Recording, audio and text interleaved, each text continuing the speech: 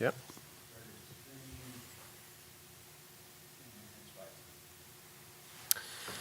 Okay, we're gonna call the meeting of the Natrona County Parks Board Advisory Board for Thursday, February 9th, 2023 to order.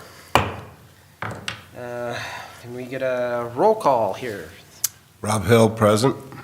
Jim Miller, present. Doug Irvin present. Michael Brown, present. And let's all stand for the Pledge of Allegiance. Pledge allegiance to the flag of the United States of America and to the republic for which it stands, one nation, under God, indivisible, with liberty and justice for all. Okay, the first item on today's agenda is the approval of the last minutes from January. Do I have has everybody read them, or do I have a motion for approval? Motion to approve. I second that motion. Okay, the minutes are approved as recorded. And then we are on to reports from our Parks Director. Michael, would you take it Okay, away? as always, I'll start with the mountain again. The Casper Mountain Trail Center, the architects working on full design, had a meeting a week and a half ago, looked at color schemes, style of flooring, a few things like that, looked at drainage design on the site plan. So I will be presenting an update to the county commissioners on February 21st at their work session. I should have some of the samples of types of flooring in there. Spent quite a bit of time on flooring, just making sure it's a non-slip. It's a recycled rubber. We're gonna go with the thicker option just because of how hard everything is, how hard the boots are and everything. A little more cushion, a little more traction. It'll be walk-off floor in the entryways, so it's that real tall carpet that helps clean off snow and things. Probably be tile in the bathrooms. I've been talking with IT about security cameras, door access, and that. And we think we've got a pretty good plan for that. What the architect's doing is they're basically running the appropriate wiring and installing the mounts that we would put those on, but the cameras and stuff would be, wouldn't be under that contract. We'd do that ourselves. Drainage is a bit of an issue. They redesigned the parking lot because the way everything was at first, it looked like we were gonna have to do some extra work on the subgrade underneath the building. But by changing the grading, we've helped that. Talked about snow storage and how we can set that back, and springtime when our snow piles start to thaw, you know, we hate to have it sheet across the parking lot and then freeze that night and be a sheet of ice. So trying to take all those items into account. Any questions on the trail center?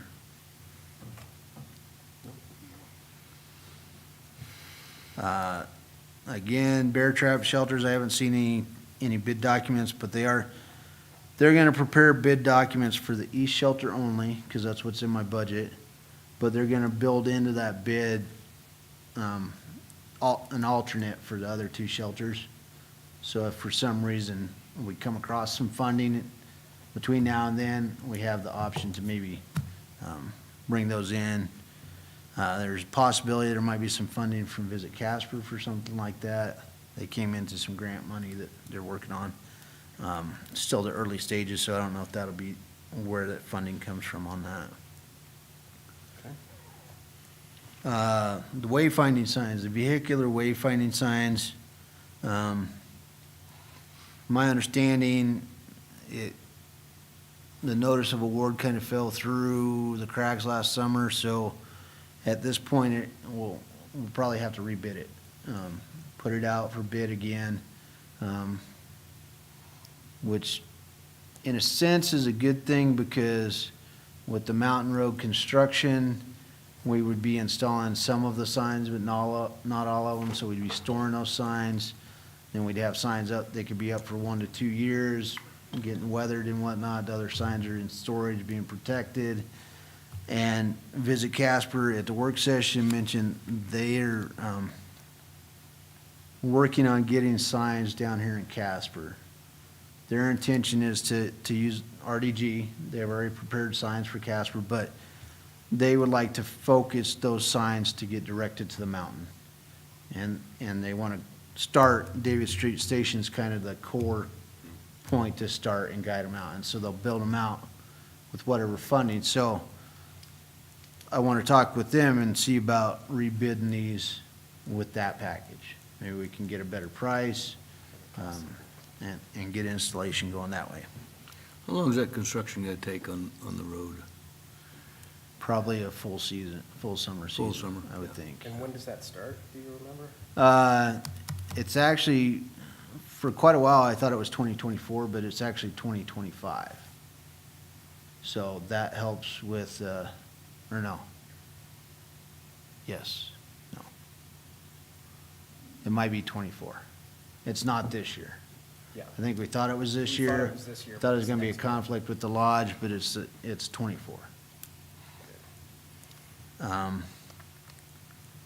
And then also with RDG, the Trailhead kiosks, when we have that Land Water Conservation Fund grant, I've been in discussion with them. They're working on an ad service to their current contract, to finalize those documents and then prepare the bid documents and assist us with selection of bid on those.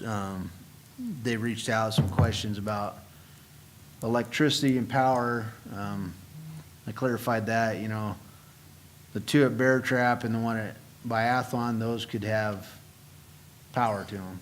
The one at Archery Range, I think if we want any illumination there, it's probably got to be solar Yeah. set up. And then, in addition to that, we have some funding for a kiosk at the lodge. And I've worked with the architect on where we should site that on the location, but that will be constructed by others. But that one can be, have power to it as well, because we'll be right there. So what kind of a timeline do you think we're looking at for those kiosks at this point? So I think there's a potential that those could be constructed this summer. I need to get the contract revised with RDG. Yep. And then get their documents out, and they're not as significant. It's not like building the Eiffel Tower or anything, so it should go fairly quick. And so hopefully we can get that bid out, by June. Even if it was July, they still would be able to put them in July, August, September, in that fashion. The only thing I worry about that, Michael, is the construction is in heavy duty right now. Are there gonna be any contractors available? Well, and I won't know that until bid time. That's the other issue, some of these materials are they're getting better to get, but sometimes they can still take a while. And then also, contractors are filling up their schedules, so, I definitely want to get it out to bid. And then if for some reason we can't get them built this way, we can at least have a contract with somebody saying they're gonna do it the following season. I don't want to stop the process, worrying about some of the unknowns. I'd like to just push ahead, try and get as far as we can. The grant does give us time. I think we have until the end of '25 to spend that money. So we have time with the funding for it. I sent the other day the Casper Mountain Trail Center Summer Master Plan Final Draft. I've looked through it some. I've had some of my staff look through it.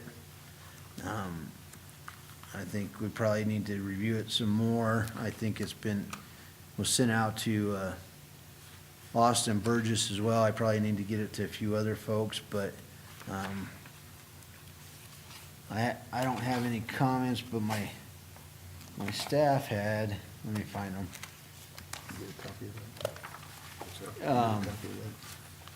You know, they're a little concerned about too many trails next to each other, you know, just the overlap, the lack of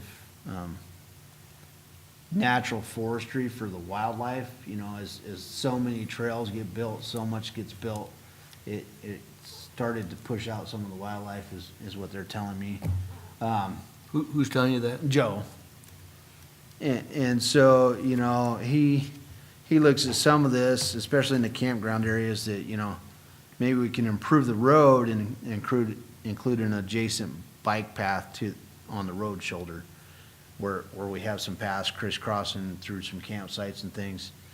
The intention of it is, you know, if you're up there camping, you got your kids, they can take off from the campground and go on their bikes. So that's one philosophy. The other one is, you know, some campers are not gonna want people riding a trail right at the very back of their campsite and through. So, two different mindsets there. I can see both of them.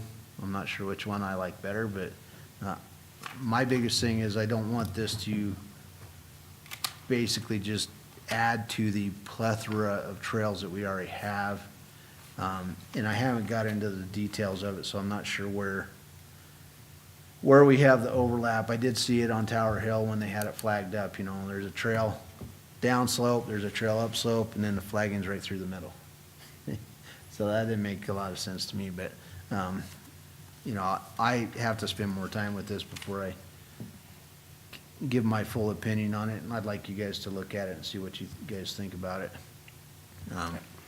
We don't have a copy of that yet. I emailed it to you. It was on the Okay, email with the email. agenda. Yeah, There's but I a can couple print a copy to you. attachments, I mean, but- there's one copy here that Okay. somebody wants. Yeah, we can look at this That's a maybe clean after copy. today. Yeah.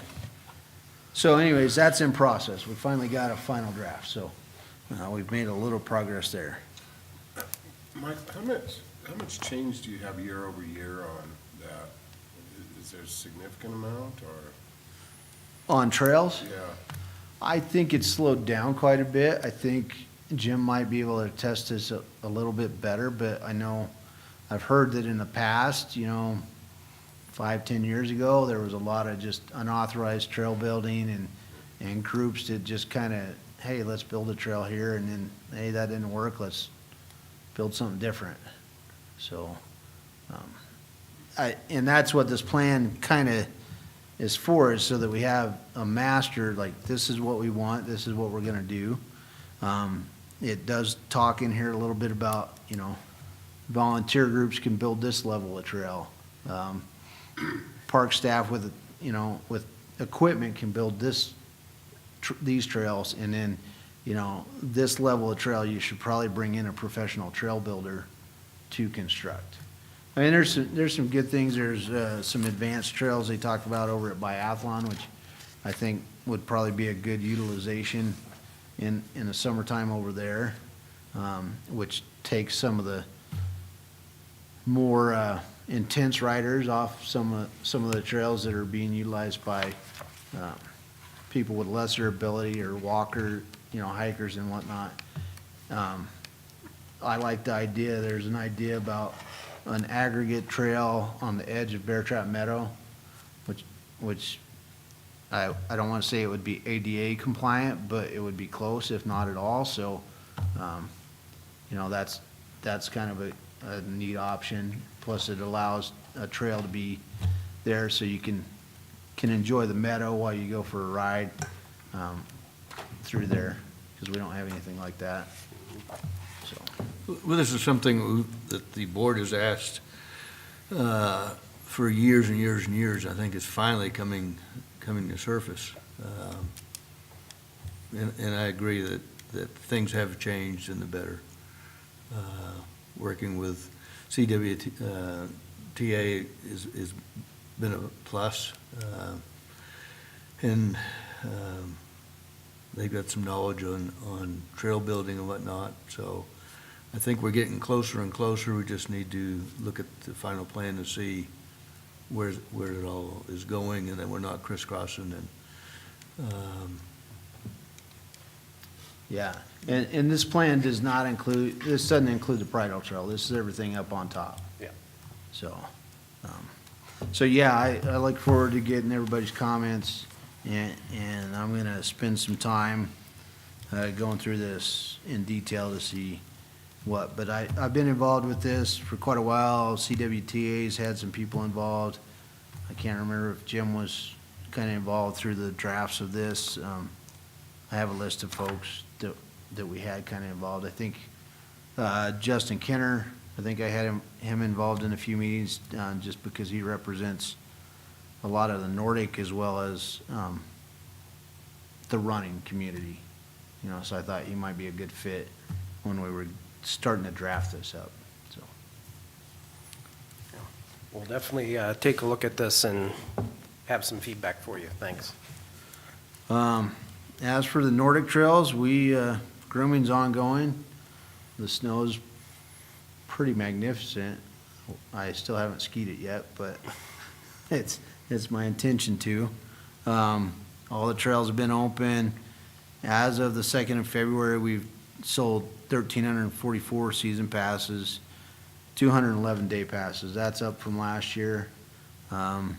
Seems like the word's getting out a little bit more on day passes. Most of the events are winding down. I think tonight they have the last headlamp series. Saturday, we're gonna have a middle school race. Sunday will be last Mangus class. They're making up for the day that, they shut it down because of the road. And we do have, I think, it's on our calendar on the website, but I believe the Special Olympics is gonna have their snowshoe races on Struby, maybe the last weekend of February. They did it last year. I guess it's kind of a fun thing. They've been up there recently with a group of competitors, Okay, yeah. training or showing where to go and whatnot. And Casper College has reached out to me a couple times, for different groups to go up and utilize the trails.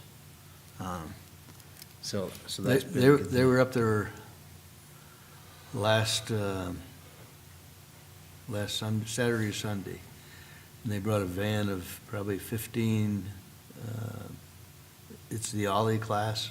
Yeah, that was one of them, and then Right. there was a,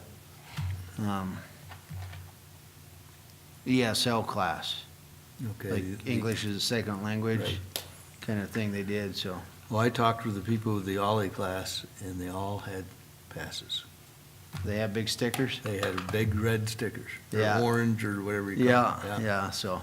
So- They didn't, college didn't seem to have it in their budget, so I found an old roll of stickers, and so, you know, those were kind of a comp ticket that we're trying to do, so, Increase exposure, good. yeah. As for checking passes, I've been doing that every time I'm on a mountain. I checked Jim's pass last Friday, I think it was. Jim and a couple coaches. I knew they had their passes, but, up until this point, if they don't have a pass, I've been pretty nice, and it's like, you need to go get a pass. And find you next time, you know, we're gonna have to change what we're doing, but, almost everybody's had passes. I had one gentleman say, well, I haven't bought a pass in a few years because, as a boycott to the lodge being torn down. But he's like, you know, I saw how great the snow was, and so I decided to get a pass. Which the passes are really, they're not for the lodge, they're for Yeah. using our groomed trails. It's for the trail system. Yeah. Yeah. Yeah. What is the process for a day pass? So the process for a day pass is, you can get online and purchase a pass, and then if you have your receipt, you're good. We put several QRL codes up around the lodge and on the, kiosk, because one of our signs at the kiosk said, you know, available in lodge day passes. So I got in there and I took that off and put available, and then I put a QR a code. detailing how to get there with QR code, so yeah. I had a few comments this last week on the old Dropbox. no I- longer? I've a had desire? people ask me to put that back. They think we'd get a lot more passes. The Parks Department is trying to get away from handling cash, altogether. That's part of why the reservation system's there. And a lot of folks will, when we had the envelopes, will fill it out, tear off their receipt, throw the envelope in with no money. Well, we're not up there checking to see who's doing that, so it's like, and I'm appreciative of all of our users that are honest and getting passes and doing the right thing, but we do have those few, so, most people, can you get the QR code? The day pass is good for 24 hours from that time of purchase, so yeah. Biathlon Nationals is still ongoing. I had a meeting, well, actually, I went to the work session. I'm preparing an MOU between the county parks and the Casper Mountain Biathlon Club for the grooming services that we'll provide, just to kind of spell out when we'll start grooming, what our expectations are from the club, what the expectation, what the county plans to do and when to do it, when a set date to get official grooming standards from USBA, that we'll try and follow as close as we can, things of that sort. So that'll be approved by the commission at the next meeting on the 21st. I should have a draft to be able to present to the club probably early next week. That was a slight oversight on my part. When we did the grooming agreement, it clearly said that parks will do the grooming for nationals, however, this will be under a separate agreement. So we still got plenty of time to get it squared away. It's just a item to take care of. Had a meeting this morning with Visit Casper, the Casper Mountain Biathlon Club, and Emergency Management to kind of talk about the whole plans. Visit Casper's really kind of taking the lead, it feels like, on some of this to help out, but they need guidance from the Biathlon Club on what, on how to get things done. Volunteers is one thing, and there's a call out for that, but they'd like to have the specifics before they reach out to volunteers. What kind of time frame are we expecting? What are you going to be doing versus can you volunteer for this event without any detail? So Amanda over at Visit Casper is going to get with the club's volunteer coordinator to kind of help facilitate that. Luke with Visit Casper has lined out shuttle buses to be able to shuttle people from Bear Trap to Biathlon, because they're estimating 400 people, so obviously there's not enough parking there. Shuttle buses coming from where? They're coming from the airport. My Okay, first just- question was, do they have chains? They don't. And the answer this morning was, one of them does, the other one, they can outfit it with chains. But they're looking for drivers. So, My recommendation on that, Michael, would be Plan B. I know I was partially involved just because I was up there when the Ski for Light took place for the vision impaired, and the buses didn't have chains, and it was a mess. The athletes and the guides and the coaches were all stuck on the mountain. And it happened to be that I had the key to the lodge, that we were able to shuttle people from the buses back to the lodge. And I was doing a lot of that with my own vehicle because there was no Plan B. I worked closely with Brooke then, and they supplied food to the lodge so these people could get fed and warm. And they were quite cold. I know a comment has come up with Plan B is possibly using the school district's SUVs. Not sure if that's going to be available, if drivers are a problem, that might be a problem. They've also talked about getting vans. I have in the past, with working with the junior national teams and whatnot, trying to get vans here in Casper is impossible. We had to get them all up from Denver. So that needs to be looked at In advance. to get the vans. Yeah, and nobody mentioned the school Suburbans, but I know Luke looked into the school district, because that was one of my suggestions, is talk with the school district, because they drive up that mountain all the time. They drive to the biathlon with the fourth graders quite a bit, so they're familiar with the territory. Vehicles are equipped properly. So I will mention to Luke the Plan B, having some other option. That was one of the things that was good about having emergency services on board for this meeting. We're going to meet once a week from here on out until the event, every Friday morning. There's still things that need to be sorted out, porta-johns, tents. It's fallen in my lap to create a transportation map for the shuttle route. I need to talk with Road and Bridge about maybe clearing the upper parking lot of Bear Trap by the gravel pit for people with the biathlon event to park, because it's gonna be over a weekend.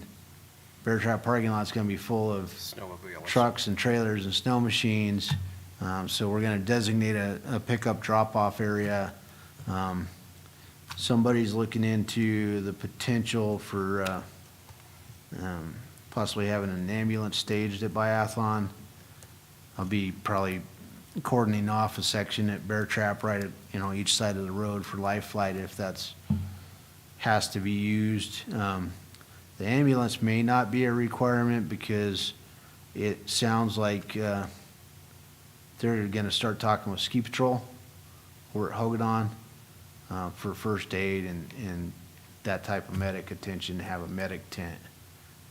But we still need to have something lined out to get somebody to a chopper if it absolutely has to happen. Since you're in the radar, you might look at, in the past, when there's been events up there, Evansville, Mills. That's who Stacy suggested, is EMTs, Evansville, Mills, yeah. bar none, Right. talk with the They've medical all been center. involved in it, and I think over the years, it's kind of fizzled out, but Yeah. that might be something to look at. And then, they talked about possibility of closures, road closures and whatnot, and how to relay that info to the contestants of the event, and who's actually gonna make the call if it needs to be canceled. And I believe it lies with the highway department.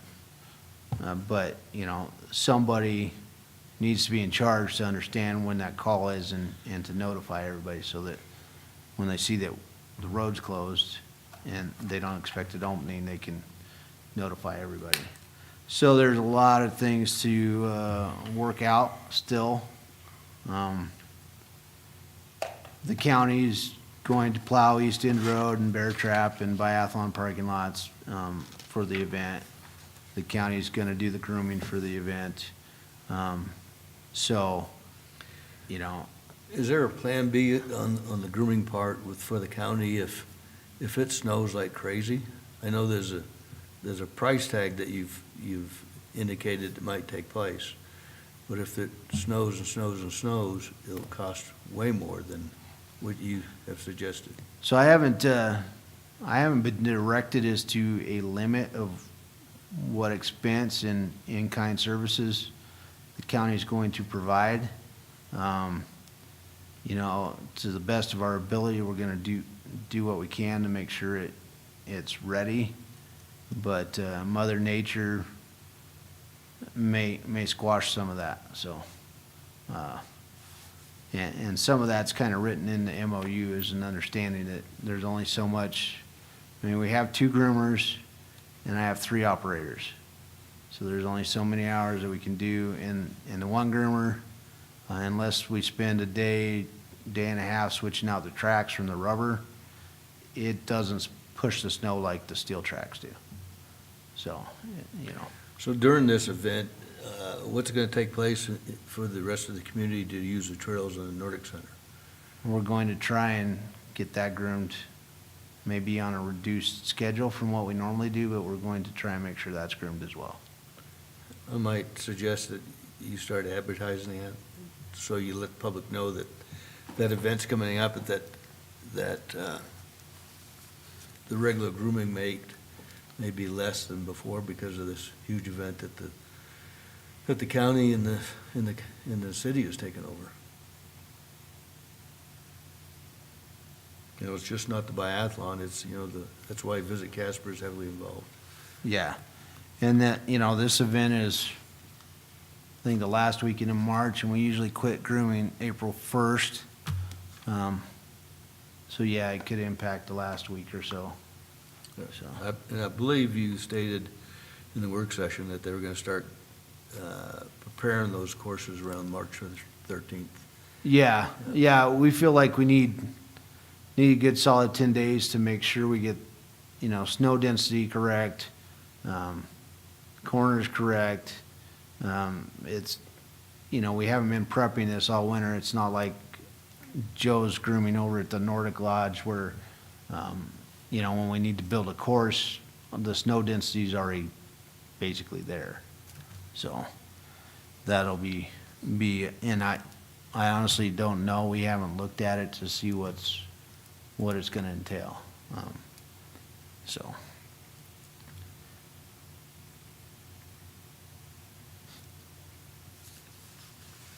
Anything else on the Biathlon Nationals? I'll try and give you guys an update via email, probably the Monday after my meetings. Yeah, I would like an update on those meetings, mainly because I'm up there quite a bit, and I know what's going on, and I can see what's going on, and I can have some, possibly some suggestions or some,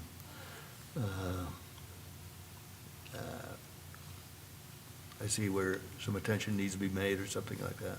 Okay. Any other questions on the mountain topics? Michael, for the kiosks, have we established what the content's going to be on them, or is this just mostly just to get the physical place to put the information? The physical kiosk, the information, we'll figure that out later. Okay, thank you. Okay, I think we're ready to move on to the lakes. All right, so my staff's still working on rehabbing signs for the lake. The hog derby, the ice fishing derby at Pathfinder was last weekend. That there were some upset folks because we did not open up Bishop's Point Road, but we ended up plowing Pathfinder Road quite a bit just to keep it open so people could get in and out. I spoke with one of the gentlemen that was probably the last one out, and he ended up busting snowdrifts, pulling his fifth wheel to get out of there. And as you all know, the snow has been really hard on Road and Bridge, so their staffs worked every day since the 2nd. So it was a decision made that we're not going to put in the effort to open up that road and then have to maintain it to allow people out. I think it was a smaller event. The highway was closed off and on. You know, county parks, I think, collected roughly $800 in camping fees. However, with overtime and fuel and things, we probably Burn through it. 20 times that easily, so, yeah. The Pathfinder campground improvements at Diabase. I've been getting emails from the contractor to the engineer, you know, approving the floating dock, approving the picnic shelters, improving fire rings and tables, that sort of thing. So that's all getting lined out so they can get that ordered. We should have a pre-construction meeting soon. However, like I said, with the hog derby, my staff dug out some of the campsites, and literally you would back your trailer in and you probably have 4 to 5 feet of drift on each side of the entire campsite. So, I'm sure that's a consideration that Knife River's taking into account as to when they want to start, Yeah. so. I think that's about all I have for the lake. Any questions on the lake, gentlemen? On other things, I was asked for a Natrona County Outdoor Recreation Collaborative meeting update. They had a meeting, general meeting February 1st. General basic update stuff, project updates that they wanted to go about. They're looking for ideas. You know, the steering committee comes up with ideas. One idea that came up was a hot spring at Centennial Park at Alcova. So Centennial Park is a little park right by the edge of town, by the school. And everybody's probably aware there's a hot spring right below the dam that people occasionally visit. So somebody has the idea that, maybe we could pipe that over, have a little hot spring area that people could visit and set in. I'm not sure how it would be operated, how it would work, things of that sort, but it's something that I said I would discuss with the Bureau Rec and see if it was even a viable type of project as they own the property.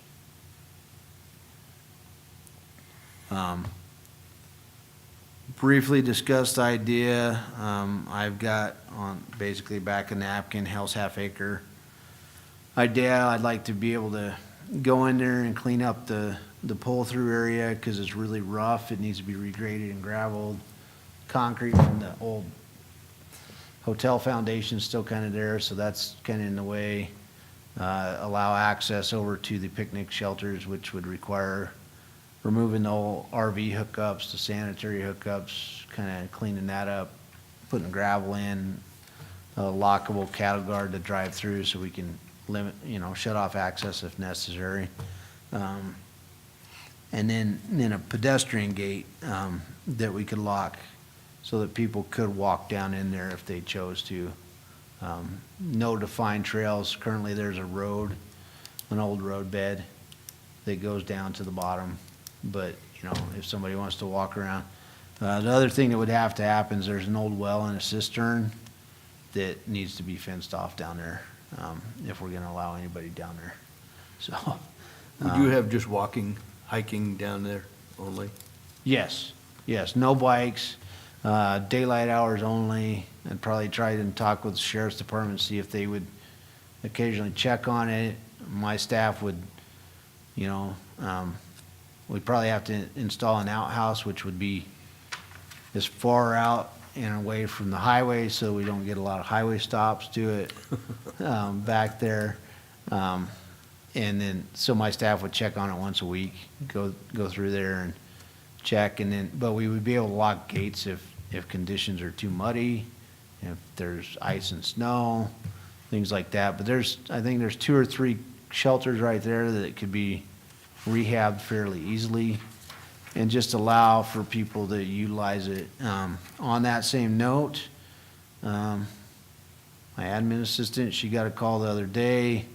Nobody left their name or number, but they wanted to talk about having a party at Hell's Half Acre on the 4th of July. And they're talking about 150 people. So that is something that will have to be very clearly discussed and defined, and that would have to be up on top, not in the bottom. That's just too much traffic down there for those sensitive soils. Yeah, that would be my major concern. I would love to have it open up and accessible, but concerns about vandalism and damaging the Yeah. the natural areas know, down there and. I mean, they had artifacts. the film down there. Somebody told me back in the seventies, they used to have motorcycle races down in there. So a lot of, like, footprints Yeah. just wash away, they vanish, after a week. If the wind blows or it rains, they just kind of disappear. I've taken 3 groups down in the last year, all photography groups. The amateurs want to go early in the morning, and then the workshop through Wyoming Camera Outfitters was in the evening. I took them out there. I opened the gate. I hung out, but we were able to drive down into the bottom. There's a nice flat spot to park. You can, and drive down. I don't think I had any more than 10 vehicles, but, I had 25, 30 people. And they go out, wander off, take pictures for 3 hours. And then we all collected up together and drove out, and I locked it up. So that's how we're operating Hell's Half Acre right now. Yeah. Definitely would love to be able to see it Yeah. be more utilized and accessible. Yeah, someone suggested a camp host if we had water up on top. And I've had other people suggest that possibility at some of our campgrounds. But we don't have water at most of our campgrounds, and we don't have waste stations nearby at most of our campgrounds, so that makes that difficult. Because, for example, on the mountain, if we had a host there, there's no place to get rid of your waste besides pulling the trailer down the mountain. So, Yeah, for those type of things, we might want to, if we wanted to pursue that in future funding programs, we might want to look at a vault system, like what we do for the outhouses. right, You could have a vault, and that's what a lot of the National Forest campgrounds do for their camp house, is they have a vault that is accessible to a vac truck right. for the host, but Um, like you said, there's lots of Yeah. chicken-egg problems there. Other projects, for county parks, I threw out the idea of Vista West Park. I'm like, what do we do with this? It sits there, I've had people reach out to build a practice baseball field. I didn't have any follow-up from them, I'm like, yeah, that's a great idea. Put together a plan and come back. We do have irrigation off the canal there for it. We took out all the playground equipment because it was like bear trap playground equipment. It wasn't any good. And really, a playground in that park, unless you have other facilities, doesn't make sense because most of the residents out there live on an acre and a half, 2 acres, 2.5 acres. They've got well manicured lawns and they've got playground equipment in the backyard. So do you send your kid down to the corner or do you just send them out back? That's kind of my thought on that. But somebody mentioned the potential for maybe an archery range on that site. It's over 8 acres. It would be a possibility. So I'm just looking for ideas for it, unless it's something the county can unload and sell, but I'm not sure how that works with the covenants out there and whatnot. I don't know if that's allowed or not. Austin Burgess talked about bike parks at, over by the disc golf and by Mike Cedar. So I'm not sure, those are they're trying to develop some of that. They talked about disc golf signage over at the disc golf, improving some of the signage out there to kind of let people understand, here, it's like golf. You don't just cut across the fairway when somebody's throwing a disc, and maybe some informational signs to kind of do that, because that area, when a new trail's cut, it stays. Those soils don't let it really regenerate and come back. Talked about a little bit about the potential for winter trails and dogs. That is definitely a idea that needs to be clearly discussed and a long-term plan figured out for that. So that'll be a slow process to get that done. and figure out where that might work best. The most likely thought in my head is we need to talk with the Biathlon Club and possibly designate a trail over there, because there's a lot lower traffic in that area, and it might be a better fit. But right now, dogs are not allowed on our groom trails, and also every county park requires dogs to be on leash. Please pick up after them. I'm just gonna put that out as a public statement. Yes, I know please. it won't go very far, but let's put it out there. I still think in that, the trail area, the winter trail area, or even the summertime, there's gotta be better signage than we have. There were dogs out on the trail system this afternoon, not on leash. And the sign that is there is very small. Yeah, we actually have ordered several signs, but they're still on back order. We ordered those in early November. We still have not received a bunch of those signs. So Anastasia's actually printed out, if you see some of them that are laminated, that look like our old signs that were all faded, Anastasia, my admin assistant, has worked on creating as many signs, replicas as possible to get that. But yeah, the new kiosks will help. And then we do need to improve the signage, and try and simplify it so that it's not, sometimes all those signs are a little overwhelming, but we do need to make that clear. So that's kind of the overall gist of the Outdoor Rec Collaborative meeting. They did request that they'd like to have a field trip to Hell's Half Acre, the Outdoor Collaborative. Schedule that as a meeting when the weather's nicer, so I said we could work on that.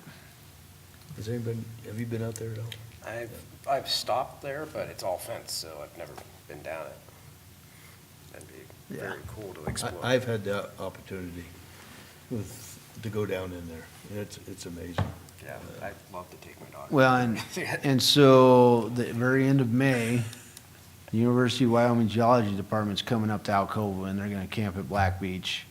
I think they got 20 students, something like that, and they're gonna be just picking up and looking at rocks in the Alcova area. But we're gonna do a field trip out to Hell's Half Acre with them, so. And as long as it's not muddy, I'll drive them down, but those kids can probably walk further than Jim can. I think we would like to make a trip down there. Yeah. At that time also. Yeah. Whenever you're doing one of those, let us know. Okay, I sure will. Because it's an unused Crazy. parcel and it's pretty cool, Yeah, so. it would be really great to have in a long-term plan to have that be an accessible. And then, a couple more items. You guys all have the board policies and procedures to kind of review and see how this board wants to amend those, correct those, understand them. We're gonna have to review these. Yeah. And Michael's gonna email them out to us. But we're definitely going to have to talk with the BOCC about this, because as it is currently constituted, we are not at a quorum. There's a 4-member minimum for quorum with the. And hopefully that'll be rectified. The county commissioners are interviewing candidates for this board on February 28th. 2? They're gonna interview several of them, but hopefully they can fill the 2 vacancies. Well, there's more than 2, because the board is to be 7. 5, 5, to not less 7. than 5, So- and no more than 9, so 5 to 9. if we can get to 5. I love 5. But, so 5 is the minimum. And then the last item I have is the first impact of the zoning regulation rewrite. So in this zoning rewrite on page 126, it talks about special events. Examples of special events include but are not limited to vehicle races, foot races, walks, music festivals, similar types of events. So I am in the starting stages of talking with planning about how this impacts our area use applications and how Parks has operated up into this point for scheduling of ski races, scheduling of foot races, scheduling of all the requirements for, the Bear Trap Music Festival, for the fireworks at the lake. So, Crimson Dawn would fall under that too. yes, so the biathlon, or it may be exempt from having to do this, the nationals, because planning may consider that a special event facility. So I've got some work to do there, but this may impact how we do applications for all sorts of special events. Army National Guard at Bear Trap. And so I hope it's not another step of approval, because you get too many steps of approval, people just quit because it's too much work. So that's, Christie's brought this to my attention. We're gonna work on it and figure it out. And I don't expect, I expect that it's the zoning regulations now, so we have to follow those, so. And I think that's the extent of my report. Those interviews that have taken place, is there a timeline on that? Is that going to be during the work session on the 28th? I That's think it's a Tuesday? special work session on the 28th. Let me look. That should definitely be there. Calendar.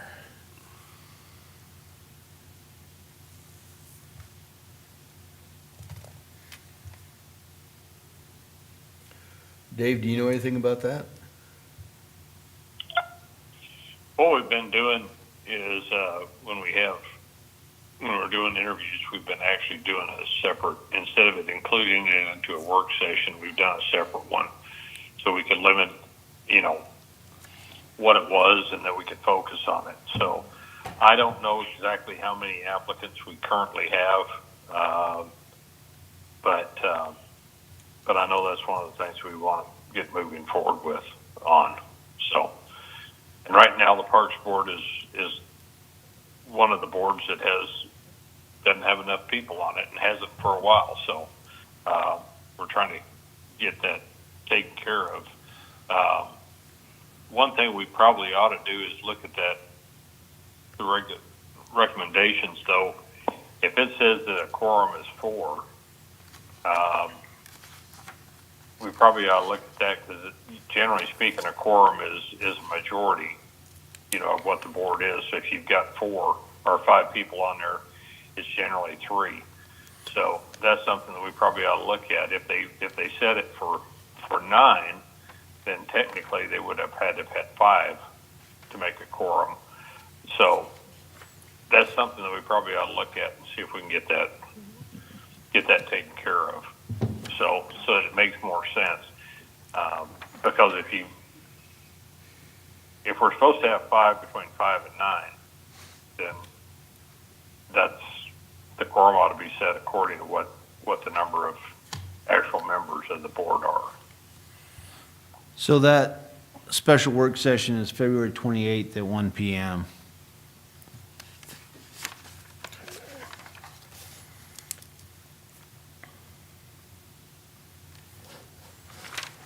And you know as much about that as I do right now.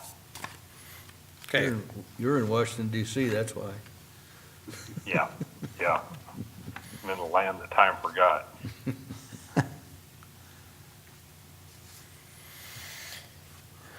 okay, any other questions for Michael or Dave? Michael, a quick question on the Casper Mountain Trail Center. I'm trying to understand the relationship the school district has and what their contribution is Okay. can you help me understand that? So at this point, there's no formal commitment. I have drafted a MOU I've been in touch with Ray Cavalier on the board. I've drafted an MOU. It's in legal, being reviewed. Hopefully we can get that out of there soon and get it over to the district to look at and make sure both parties agree. Then we need to get that in front of the commission. Until that happens, I don't think the school district will commit funds to the project. I do believe that they're most interested in expansion of the parking lot and the trails, the exterior versus, the interior, since we no longer will have waxing room inside the new lodge. That was one of the things that they were hoping for, but there's a lot of reasons to not do that. So that was not integrated into this design.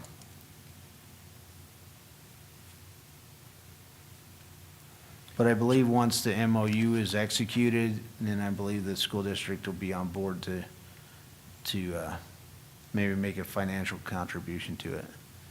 I don't know what that will be at this point. So you're working on an MOU with them right now? I have drafted an MOU that Brooke started one in '21. I got it from previous legal counsel, Eric, probably a week before he left. I went through it. I changed things that I felt needed to be changed, and then I got it back to legal to review, and then I don't know if they'll be reaching out to legal at the school district or if it's gonna come back to me, but I have not seen it, the legal's edits on it yet.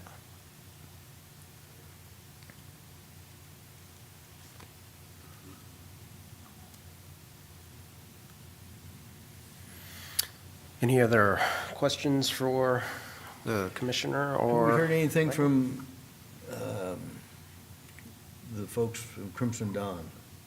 They've been kind of quiet. I have not heard anything. Doug might know more. Yes, they're waiting on legal to provide the draft framework for an MOU.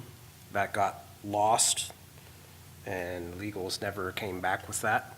So we're back to, where do we start with the MOU? I'm going to see if I can get a copy of the Zoom meeting we had with Eric, where we discussed and he outlined his thoughts of what that initial draft would look like. So maybe we can forward that to the current legal team and. Are get they it still started again. interested in doing the state historic preservation? Yes. Okay, because that, in my opinion, that changes how Parks feels about managing that property, because our hands are tied with the way a lot of that's set up. We're limited as to what we can and cannot do. And then that, on the surface, appears that that'll increase the limitations and make it quite difficult to manage that property. So that's my thoughts on that part of it. So who's our legal counsel now? Has there been, So Charmaine Reed is our acting attorney at this time.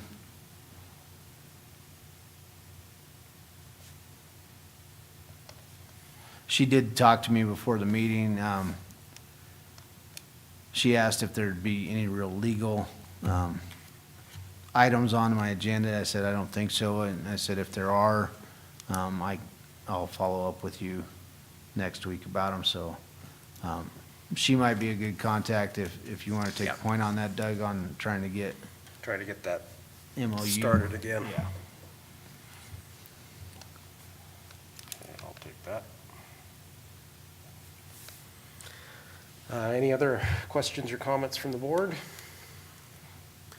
I see that we do not have any public in attendance, so I don't believe we'll have any comments. Dave, Commissioner North, do you have any comments you'd like to share? The only thing really is that with the biathlon club and the event up there, we just need to do what we can to make sure that that goes off as smooth smoothly as possible because that represents the entire county and not just a few individuals. And so, we may end up, Michael, I'd recommend that we get with, the health department and actually find out just exactly how many porta potties that they recommend for that kind of a crowd. So we have that covered. I think it's good that we're definitely looking at backup plans as far as the buses go and getting people over there, because we've got to have something set up that we can rely on that's going to work to get everybody over there. So that's the main thing. The Hog Derby, unfortunately, out of all the years that they've had that, this is the first year that I remember having any issues with Mother Nature not cooperating at all. And I do applaud Road and Bridge for spending as much time out there and keeping it open as well as they did. And I know there was a lot of disappointed people not being able to get down to Bishop's Point, but we just couldn't get it open. We had so many other areas that we had to concentrate on, and we would have had to have somebody on there continually just to keep that open. So I do applaud them for keeping the roads down to the marina open up so that people get down there and actually participate in the event. So that's the main thing I've got. I'm looking forward to getting some of this stuff done that we've been talking about for a very long time. The Nordic Lodge, at least getting one of the shelters put up at Bear Trap this year, and the work being done out at Pathfinder and getting that moving forward and making that a nicer place for people to go out there and camp too. So those are the only things that I really have. Well, thank you, Dave. And if there's no other comments, then I think we'll close out. Okay, this